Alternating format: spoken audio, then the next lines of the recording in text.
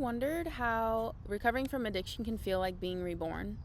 Today, we are diving into rebuilding your ego in recovery and how it's like starting your life all over again. In this video, I'm going to explore the process of ego transformation during recovery and why it feels like such a profound rebirth. Hi, thank you so much for tuning in. My name is Vanessa, and I am the creator of Ebb and Flow Therapeutics.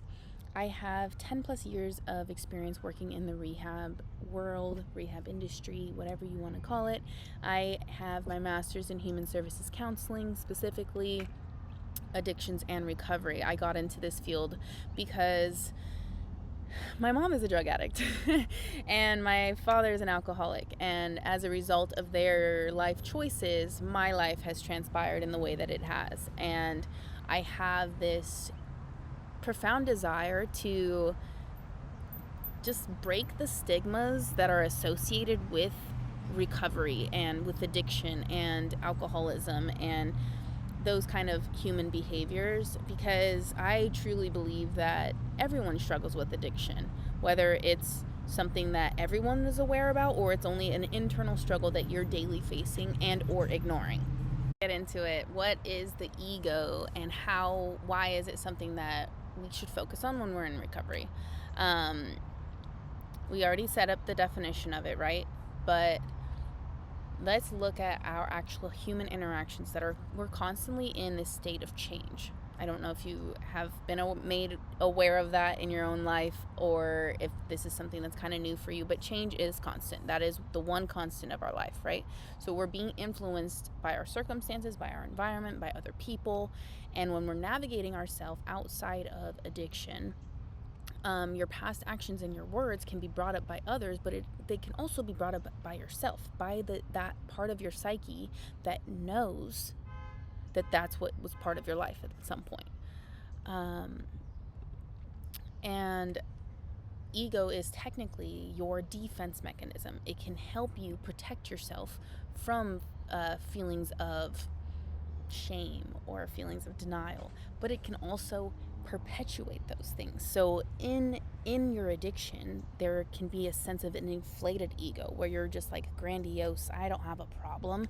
I can manage this addiction. I can have one more drink. I can drink at the party. I'm not why are you concerned about my use? What about you? That's ego. Ego inflates to kind of protect you. Then ego can also be deflating though as well, where there's shame talk and there's self-loathing. Other aspects of ego and addiction can be destructive patterns of behavior, repetitive patterns of behavior, false identities, unhealthy coping mechanisms, and just a defense, having this defense up against your pain and insecurity. So there's like no vulnerability, no expressions of courage or bravery to confront something that seems to be causing you pain, right? That's why in recovery there is this verbiage of like letting go of that old self. But there's a level of honesty that you have to seek, because ego is going to come at you from all other ways. It's shape-shifting, is one way that somebody had described ego to me before. And recovery requires this level of self-awareness where your newly formed ego can present itself, right? So this old version of you that's like, I don't have a problem, I don't need any help, it breaks down when you say, actually, I do need help. I am struggling with this. This has become something that is impacting my home life, my personal life, my work life, my internal well-being. My health is declining as a result of this behavior that I keep perpetuating. So let me go ahead and take a step back and ask myself, how can I find some balance? Because I am out of balance right now. I am allowing myself to be on guard always instead of feeling this sense of serenity and peace, right? So there's a level of this self-awareness that you need to obtain.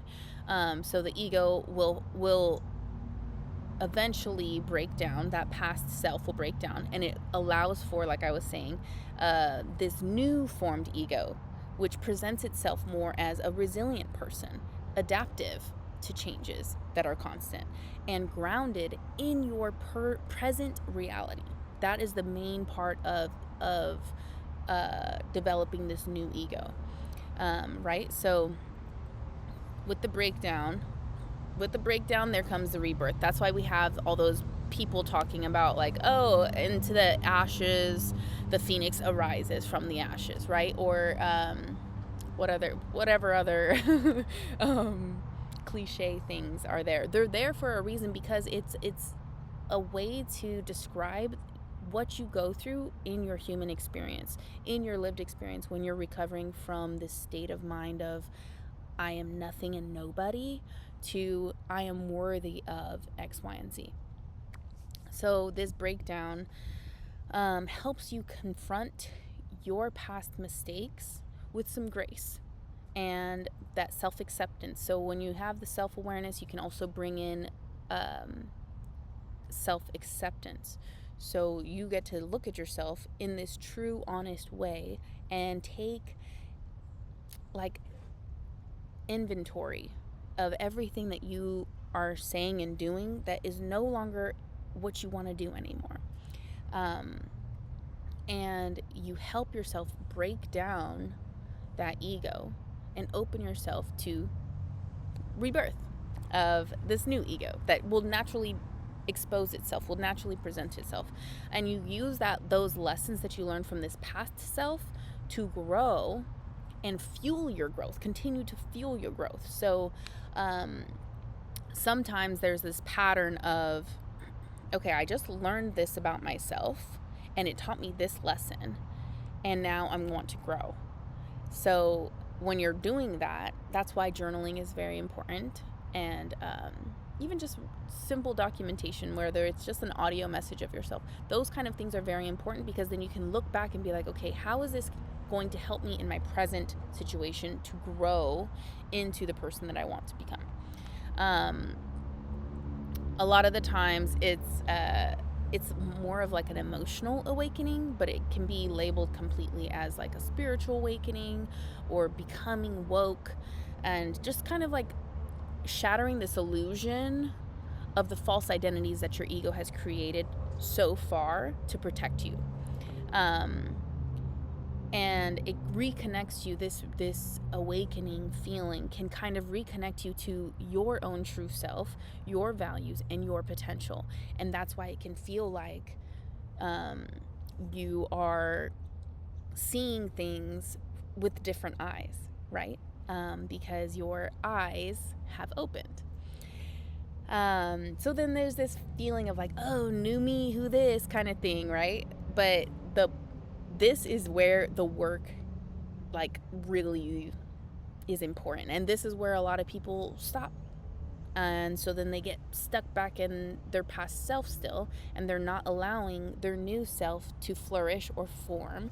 Their new self ends up becoming just a cookie cutter of their past self, of their ego. It's just an alternative version. I don't know if you guys watch Rick and Morty at all, but I love that about that show, because he goes to different dimensions all the time. Like, he has his little gun and they just get in the portal and they go to a different dimension, and it's Rick Sanchez in that dimension and Morty in that dimension, right? But that's the same kind of thing that takes place in our human psyche. Is there are so many versions of ourselves in there that the most safe I say safe because a lot of the times the ego is very, if it's not checked, the ego will just take over, right? So it'll be like the Rick Sanchez that's like super I can't even think of the word, super belligerent and just rude and like full of himself. But he's already like Rick is already full of himself, but he's full of himself because he's intelligent, he's a smart scientist, right? But then there's other dimensions of him where he presents himself as like the one true Rick who knows everything and doesn't give a fuck about anybody else, excuse my language. So there's this process that needs to happen when you're literally birthing yourself, when you're becoming your new self, when your ego, this resilient ego that I was talking about, wants to form, you have to connect yourself to your sense of values. That's where, if you've checked out my page at all, I have what's called the Shift Happens strategy, and there's a section on there where you reconnect with your values. You evaluate yourself and see, where am I expressing myself? How am I expressing myself? What values am I embodying and allowing to lead me when I'm making my choices, when I'm making a decision, when I'm changing my life? Where's my compass? Who's guiding the ship, kind of thing, right? So when it's your new self, think about like a brand new job. Like when you're at a new job, you don't know everything. So looking at your values and studying other people, maybe reading books where a person is embodying those values, what they're doing, what they're saying, you can look at that and learn from that and say, okay, as my new person who wants to embody integrity, this is what I'm going to do. For the next 3 weeks, I am going to hold myself accountable in having integrity through these situations, being very specific with that with yourself, because it gives you a more of a guide, right? I just got bit by a bug. It takes dedication and it takes discipline. That's what I'm trying to get at with the statement of like, okay, for the next 3 weeks I'm going to do this and that. That's why SMART goals are also a part of the Shift Happens strategy, because once you have discovered, okay, these are the changes I want to make, this is who I was before, this is who I want to become, doing that takes time, and you won't see progress immediately. You won't see progress for a while. So it's very important to have yourself kind of like tracking your progress, tracking not even your progress, but just your daily actions, taking steps towards this new self. Because when you do that, you can kind of look back and be like, okay, yeah, I've totally moved from where I was before to where I am now, and then reevaluate again and see where you can, areas of improvement, areas for growth, all those kind of things. I feel like I need to give more of an example, but for now I'm just going to keep talking through the ego's expression in your new self. Learning and growing is going to be a fun experience if you're open to kind of just seeing yourself, seeing all of you, right? Allowing yourself to be out of survival mode and more in just like truly just living, being aware of your thoughts, aware of your actions, aware that your thoughts and actions impact your behaviors. Like all of that kind of stuff can be exhausting, but it can also be very fun when you have a sense of purpose and you're wanting to see yourself become someone who maybe is like, has a doesn't have such a short temper, or someone who is able to be made uncomfortable, but can allow that to not disturb their own equilibrium. So let's look at some phases of recovery. Let's look at that. I have it broken down as like 6 main points that can happen. So we have, like I said, the old self, which is like your self in it, your ego in addiction, which is the either deflated versions or the inflated version. But then you face this vulnerable point in your life where you have just a breaking point. People call it rock bottom, people call it shadow work, but you're breaking through these, you see the facade finally, and you're like, wow, I have been in denial, or pride has been my enemy lately. I am shaming myself because of these decisions I've made in my past. And so then there's this symbolic death that you just let go of that. You let go of the denial, you let go of the pride, you let go of the shame, and you say, you know what, I'm not that anymore. I'm not going to do that anymore. And you end up confronting the pain, face that with bravery and courage, and that helps you rebuild your ego. And you, once you've broken down the walls, and admit just powerlessness over that addiction. Because when your ego is in that grandiose state of mind where it's like, I don't have a problem, this and that, you are operating out of this false sense of control. Okay. And so there's this whole aspect of surrendering and having humility that is very, very key to transitioning yourself and getting yourself ready for your rebirth process, right? So in the breaking point, that's the breakdown of the walls. There's a breakdown of the ego, and you take yourself to this place where you admit that you need help and you want to grow, right? So when the ego is stripped down, you're giving yourself a chance to allow for this newer version of yourself, this healthy version of yourself that has a more positive mindset, or healthier eating habits, or healthier just a healthier mental health state of mind. If you wanted to describe your state of mental health, it would be, I have good mental health. I'm aware of the things that are going on in here. I'm not letting my mind run away from me, right? And that new healthy self will emerge. That's the whole phase of recovery, where it's like this emergence, like you feel like you are brand new. You're not the person you were when you were in your active addiction, right?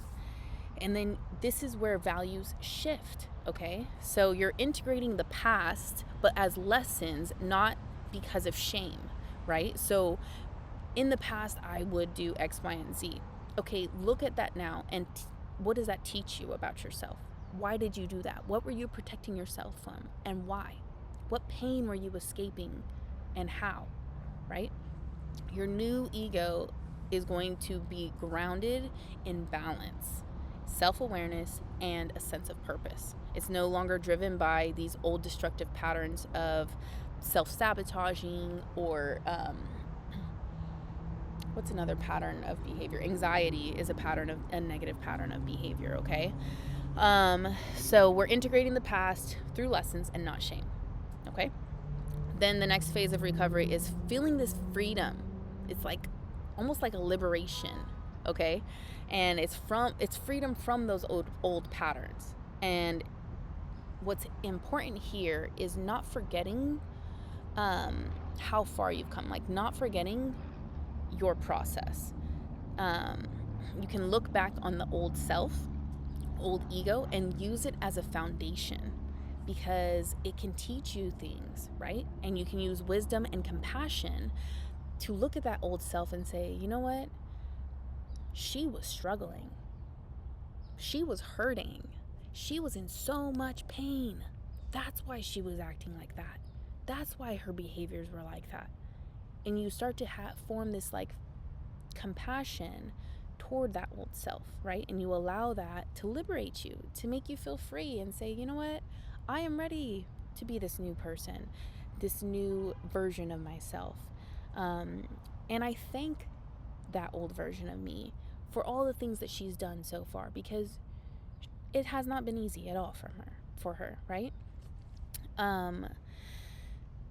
And then finally, we have the resilient new self, right? Who is no longer in survival mode, is able to make deeper connections with everything, not just physically connecting to your own body, but physically or spiritually connecting to the things around you, finding the magic in the little things, celebrating your progress can kind of connect you back to yourself and say, you know what, actually, I am proud of myself. I am proud of the things that I've done and been a part of. It's a different type of pride. It's not the same ego and pride that stands up and says, actually, no, nobody can help me. I don't need any help, kind of thing. So yeah, rebuilding the ego in recovery is truly like this feeling of being reborn, right? It's a transformation. It's a journey where you shed the old unhealthy ego and you emerge into your new, more authentic self. And yeah, if you are on this journey, I congratulate you. I think that's an amazing feat for you to have undergone. I am personally in awe of every person who chooses to say, you know what, I actually need help. I want to sit here and talk with you about my problems because I can't figure out where I'm going wrong. And I'm tired. Ultimately, when a client would come through the front door, it's really because they're like, I am tired of living this way. I don't want to live this way any longer. So yeah, that's a very exciting thing. To help support you in this, I would like to give you some affirmations that can help you on your daily journey. Like I said in the beginning, there is a time where you need to really just kind of like dig deep and just say, or sorry, not in the beginning, but in the part where I was like, this is where the work is. It's connecting to those new values. It's connecting to the new mindset, connecting to your new expression of yourself. But if you don't practice it, how are you going to express it, right? So that's what affirmations technically are. They are this rewiring of your brain where you're kind of emphasizing more of like a positive perspective, positive mindset, and then over time it becomes more natural to you. So some affirmations I'd like to read for you is, I am worthy of healing and growth. I release the past and embrace my new beginning. I am not defined by my mistakes, but I am defined by my ability to learn and grow. Each day, I am becoming more grounded in my true, authentic self. This one helps me a lot because sometimes I can lose sight of what I'm doing, like what my actual purpose is, why I'm doing what I'm doing. And if I can tell myself every day, I am becoming more and more grounded in my true and authentic self, it helps me just kind of feel like I just took a step forward, if that makes sense. And I know that my true authentic self is constantly being expressed because it is a conscious decision that I've made.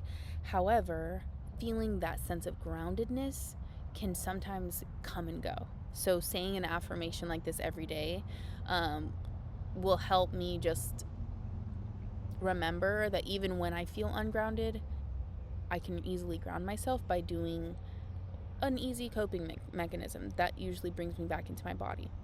Okay? Back to the affirmations. I forgive myself and others, creating space for peace and healing. This one is so incredible because there's a part of the AA 12 steps where they do say make amends to other people unless it will harm them, right? But the level of forgiveness that comes with shedding that past self is so deep that it can sometimes be hard to navigate, and people don't even want to navigate it because they're like, what even is forgiveness? I don't even know what forgiveness is. No one ever demonstrated that for me in my life. So when you say something, when you're trying to tell yourself, when you're trying to learn forgiveness, saying an affirmation like this, I forgive myself and others, creating space for peace and healing, that can help just like call in, that opens your mind and calls in messages. Other people, you'll see that other people will just start to kind of like say and do things where you're like, oh, that's forgiveness. Oh, that's an expression of forgiveness. That's what it looks like to forgive. That's what it feels like to be forgiven, you know?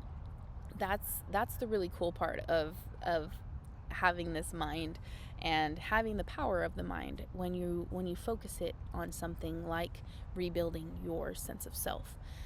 So promoting forgiveness is a way to really heal your ego and build some inner peace. I honor my progress no matter how small it may seem. I am resilient and I have the power to rebuild myself. My past does not dictate my future. I trust the process of recovery and allow myself to grow through it.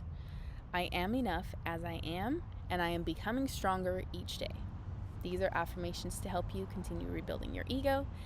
And it combines a lot of self-acceptance with this kind of this understanding of like, I am constantly improving, but I also accept myself just as I am. Here are a couple of journal prompts I want to give you. These are questions that you can even just ponder if you want. They don't have to be something that you write down. It does help to write out your thoughts and respond to these questions with pen and paper, because then you can kind of look back at it, especially if you date them. I date my journal. I even sometimes write the time if I'm like really in a moment of like I need to deep dive into this area of my psyche. I will write the date and the time, because that can sometimes influence it. I'm not the same person as I am in the morning as I am at night, you know?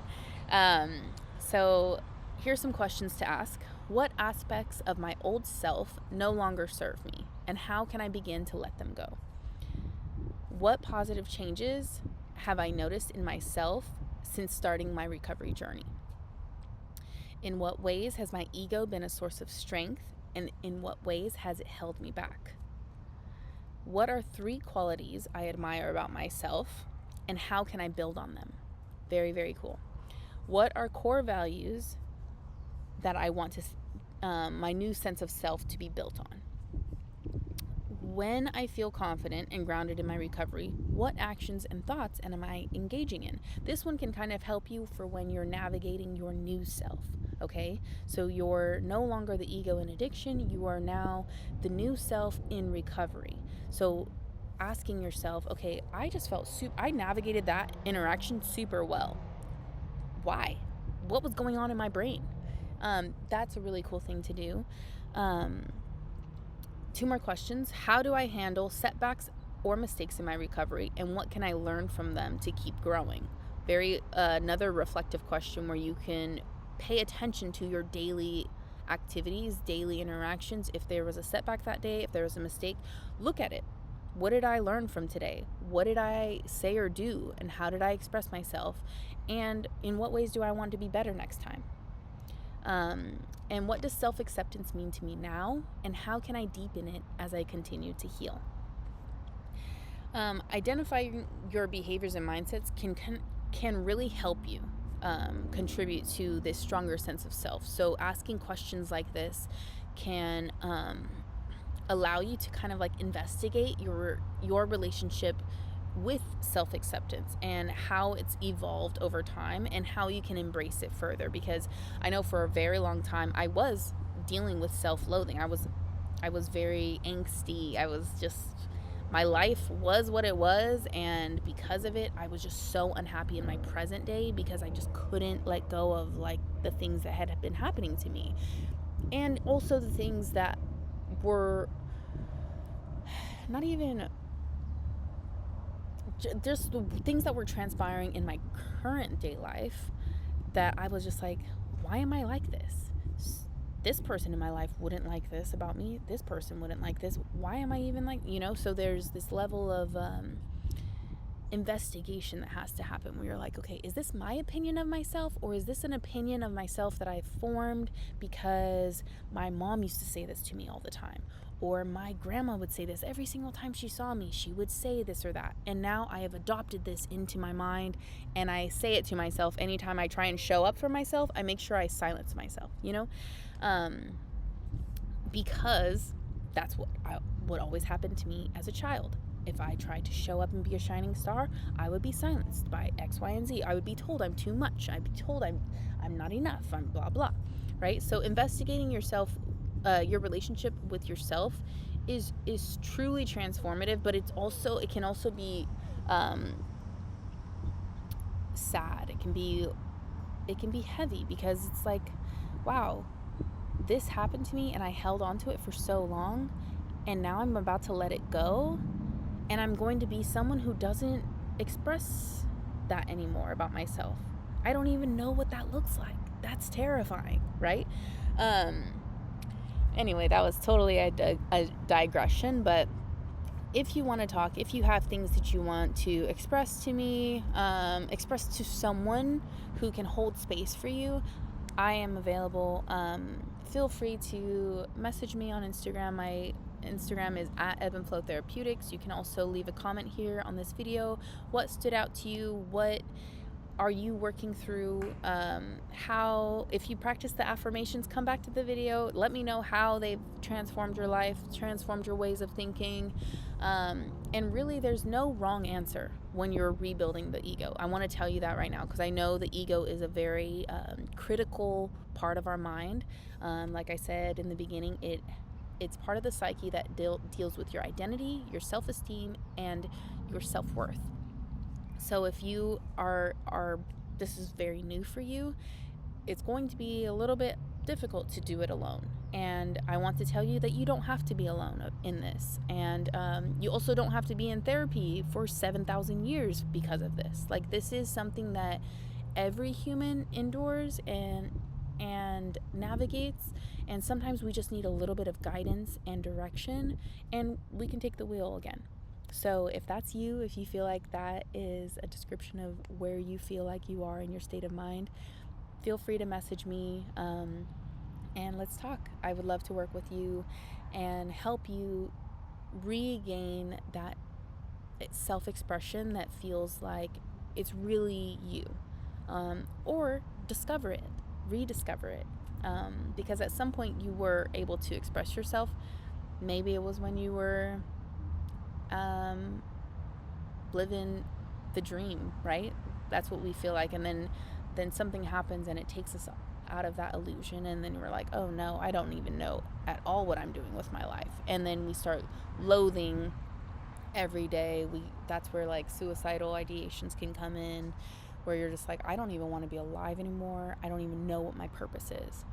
And that is also a form of our ego, right? Our self, our sense of identity, our self-esteem, and our self-worth can be so diminished to the point where we're just like, I don't want to even be here anymore, you know? And if you're there, if you're navigating that, I see you. I'm sorry. It's heavy. I know it is. Trust me, I've been there. I don't have resilient tattooed on me for no reason, right? And I also have the semicolon there because suicide is not a stranger to me. Anyways, thank you so much for taking the time to watch this. I hope that you get something from it. Please let me know in the comments below, and I hope you have a beautiful day.